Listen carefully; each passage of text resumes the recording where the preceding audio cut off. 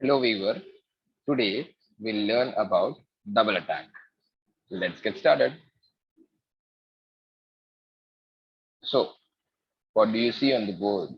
You can see that white has got two pawns, black has got one knight and the bishop placed in such a way that we from the white side can do a double attack. How can you do it? What is it? Okay, so let's understand first. So when you're attacking two or more pieces at the same time, simultaneously, or you're creating some threats, you're going to capture them, you're going to checkmate them at the same time. That's a double attack. So see, if we push the pawn to d4, what will happen? The pawn can attack the knight and the bishop, correct? So you will say that white is creating a double attack. But sir, you will say the bishop can save the knight by going to the square. Let him go to that square. We never mind. Why? Because we are going to get 3 points of the knight. Yes. And we are going to give away only 1 point of the pawn. So this is how we create a double attack. Let's do it one more time. We had got two pawns. Okay, if we keep the pawn here, what if the bishop captures our pawn? No problem. We capture it back because our pawn is supporting the other pawn, right? All right. Let's go to the next one. Okay. What do we observe over here? We have got a rook on b1 square, correct? What about the black king? King is on b7, knight is on a7. What can white do over here? And how can white create a double attack? Let's think.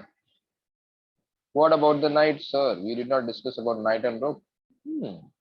They are placed on the board, but we cannot create a double attack with them or upon that rook. Why?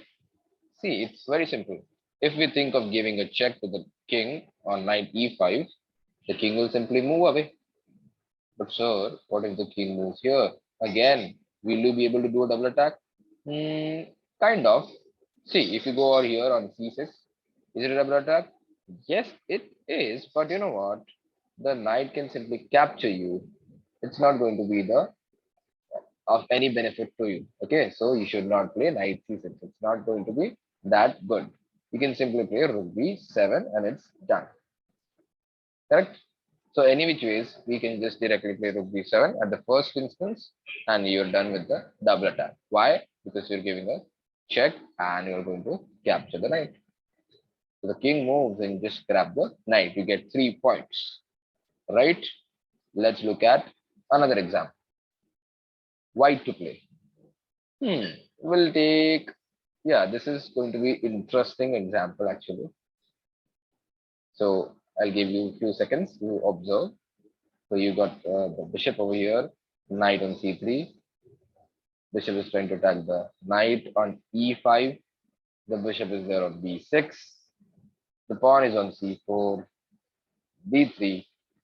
These are the important characters, or we can say pieces right now, which will play a vital role in the double attack. Also, this pawn, obviously. Yeah.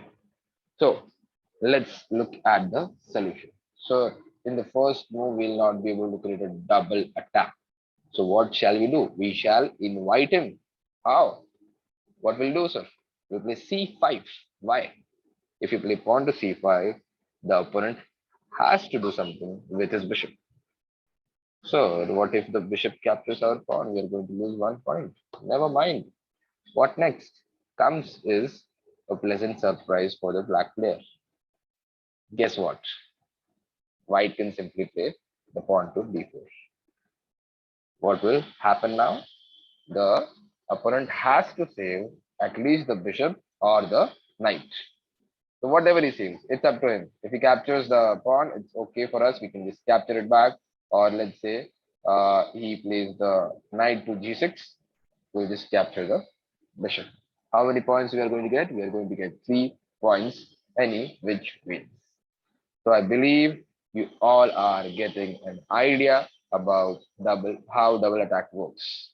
So let's quickly summarize. When you're attacking two or more pieces at the same time, it's a double attack. Okay, it can happen with your pawn. Knight folds are also there. So we'll learn about those things as well.